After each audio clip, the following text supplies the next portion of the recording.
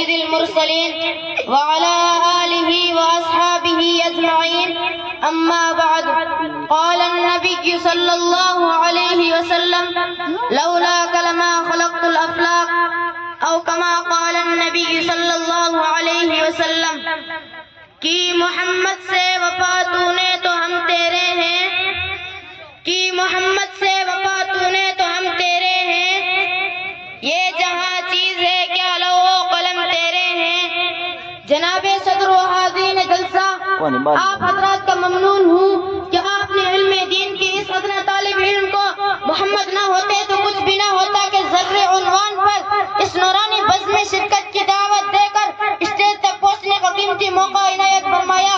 اس کے لیے دوبارہ آپ حضرات کا شکریہ ادا کرتا ہوں. حضرات، ابھی میں نے ایک حدیث قدسی پیش کی ہے جو اپنی وسعت کے لحاظ سے میری تقریر کے عنوان سے صرف ہم آہنگی نہیں بلکہ انتہائی وسیع و بلیغ انداز میں اس مفہوم کی گہرائی و گہرائی کو اپنے دامن میں سمیٹے ہوئی ہے.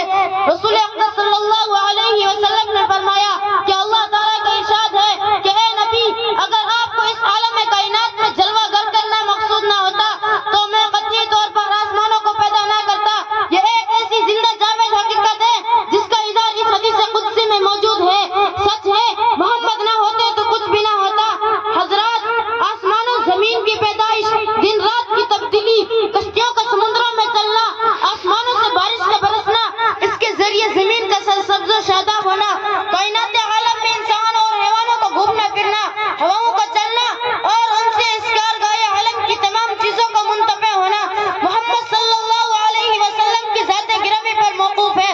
اگر آپ نہ ہوتے تو یقیناً کچھ بھی نہ ہوتا. سچ ہے، محمد نہ ہوتے تو کچھ بھی نہ ہوتا. پھولوں کی مہک، گنچوں کی چٹک، پودوں کی لہر، بجلی کی کڑک، تاروں کی چمک، سورج کی توانائی، چاند کی روشنائی، باغوں کی بہار، بارش کی فوار اور اولے کے بوچھار، یہ سب کے سب ہمارے آقا محمد عربی صلی اللہ علیہ وسلم کے وجود کے رہنے منت ہے. اگر آپ نہ ہوتے تو کچھ بھی نہ ہوتا. سچ ہے، محمد نہ ہوتے تو کچھ بھی نہ ہوتا. حضرات، خداوند قدوس کا انتہائی کرم و احسان ہے کہ اس نے کائنات عالم کی وجود کے لیے آپ کی ذات عالی کو وجود بخشا اور اس کے نتیجے میں دنیا کا اتنا لمبا چوڑا نظام بنا کر اس کائنات میں پائی جانے والی تمام چیزوں کو اس نظام سے جوڑ دیا اور اپنے نبی پاک کی زبان سے اپنے تاثرات کا اظہار بھی کرا دیا کہ اگر محمد کی ذات گرامی کو اس کارگاہ عالم میں بھیجنا مطلوب و مقصود نہ ہوتا تو یہ کچھ بھی نہ ہوتا. سچ ہے، محمد نہ ہوتے تو کچھ بھی نہ ہوتا.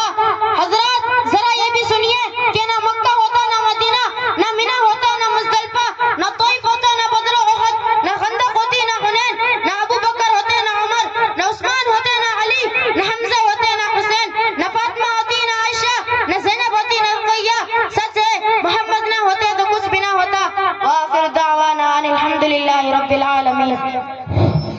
ماشاءاللہ، یہ تھے عزیزم بلال احمد جو آپ حضرات کے سامنے سیرت